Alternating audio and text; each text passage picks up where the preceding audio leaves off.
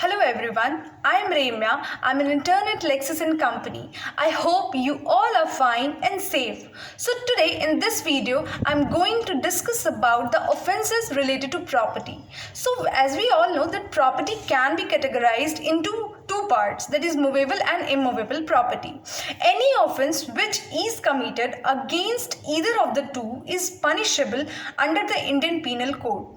And these offences are given in chapter 17th of the Indian Penal Code, which covers section 378 to section 462. And these are theft, extortion, robbery and dacoity, criminal misappropriation of property, criminal breach of trust, receiving of stolen property, cheating, mischief and criminal trespass. So in this video I am going to discuss about the first four offences, that is theft, extortion, robbery and dacoity. So let us discuss these offences in detail.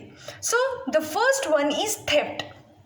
It says that whosoever intending to take dishonestly any movable property out of the possession of any person without that person's consent moves that property in order to such taking is said to commit theft. For example, A cuts down a tree on Z's ground with the intention of dishonestly taking the tree out of the Z's possession without Z's consent.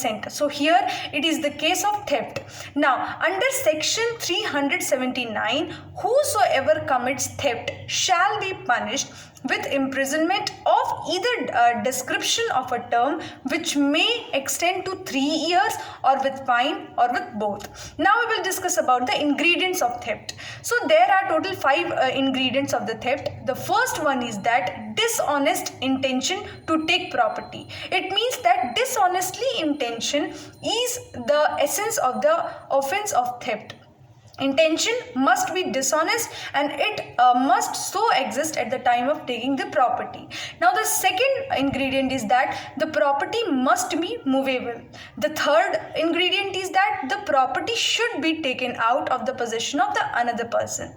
Now the next one is the property should be taken without the consent of that person.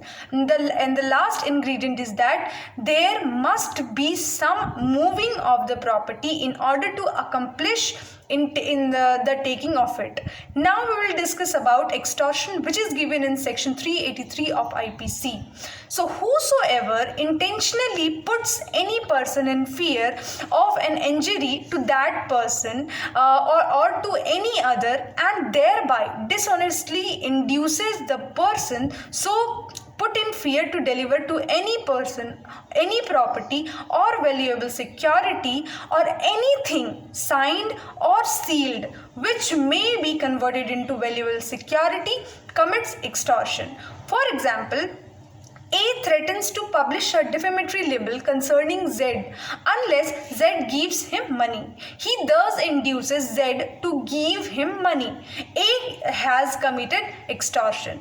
Under section 384, whosoever commits extortion shall be punished with imprisonment for a term which may extend to 3 years or with fine or with both. Now the ingredients of extortion is that intentionally putting a person in fear of injury or to either himself or other. The second ingredient is that dishonestly inducing the person to deliver a valuable property or security to any person. In R.S. Nayak versus A.R. Antulay, the Supreme Court held that for an offence of extortion, fear or threat must be used. In Jadunath Singh versus Emperor, the accused along with others assaulted 2 persons and forcibly took their thumb impressions on the 3 blank papers. The court observed that cases frequently occur which turn on the difference between the giving and taking of the thumb impression. The foreseeable taking of the victim's thumb impression does not necessarily involve inducing the victim to deliver papers with thumb impression. Therefore, the offense of extortion is not established. Now we will discuss about robbery. Robbery is an aggravated form form of either theft or extortion or both. According to section 390, theft is robbery if in order to committing of theft or in committing theft or in carrying away or attempting to carry away property obtained by theft, the offender for that end voluntarily causes or attempts to cause to any person death or hurt or wrongful restraint or fear of instant death or hurt or wrongful restraint. For example, A holds Z down and frequently takes Z's money and jewels from Z's clothes without Z's consent. Here A has committed theft, and in order to the committing of that theft has voluntarily caused wrongful restraint to Z. So A has therefore committed robbery. The essence of the offense of robbery is the presence of imminent fear or violence. The expression for that end indicates that death, hurt or wrongful restraint is caused in order to committing of theft or in committing theft or in carrying away property obtained by theft. Thus, violence may be caused either before or during or after committing theft, but it must be caused for any of the ends stated above. Now we will discuss about the last offense related to property, that is dacoity. So dacoity is an aggravated form of robbery.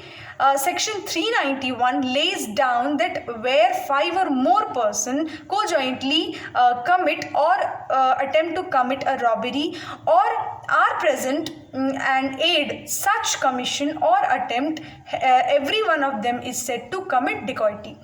So this section is one more instance of what is known as constructive criminality. The word co-jointly refers to the united or concerted action of the persons participating in the transaction. The person should share the common intention of committing robbery.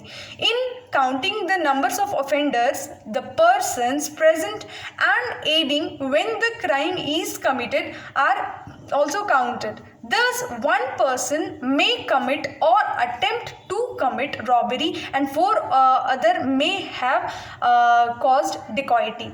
So, this is all for today, and I hope you liked my video. Thank you and have a nice day.